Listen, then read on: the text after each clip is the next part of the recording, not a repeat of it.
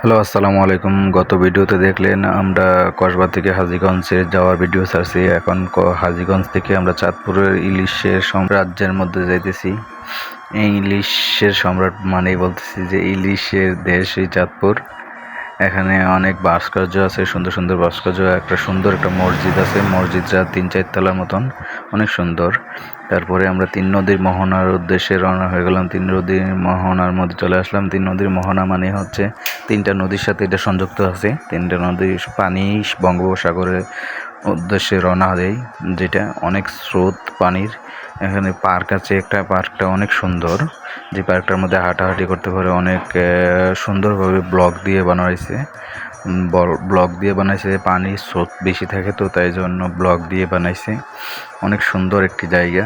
আর যেই নৌকাগুলো চলতেছে, ইসমাইল বলতেছিল যে নৌকাগুলো যে চলতেছে যাইবা নাকি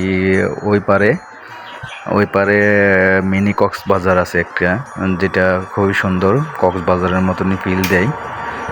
সাগর পার হয়ে যাইতে হয়। সাগর পার হয়ে যাইতে হইলে আমি বলতেছি যে ওই দেখো নৌকাটা যে অবস্থা, নৌকাটার যে অবস্থা, নৌকাটার স্রোতের সাথে কীভাবে খেলতেছে দেখেই আমার ভয় লাগে গেছে।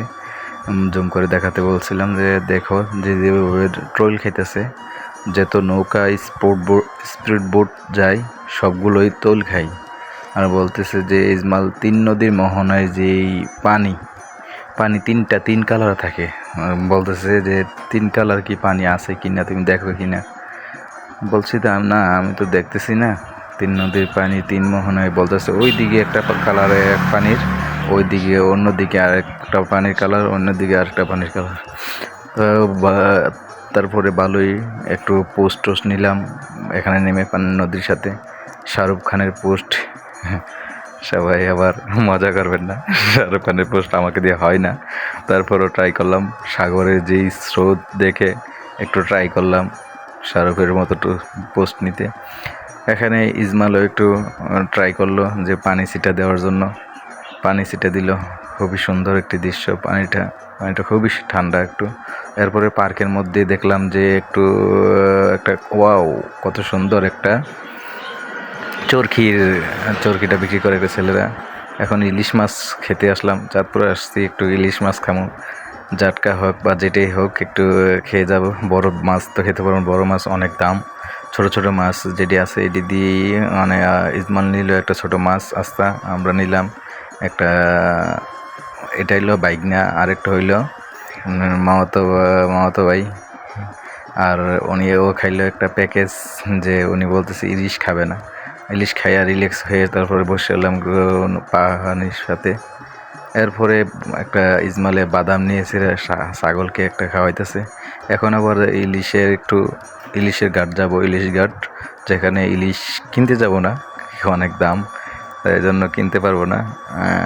ইলিশ দেখে সন্তুষ্ট। ইলিশের বাজারের মধ্যে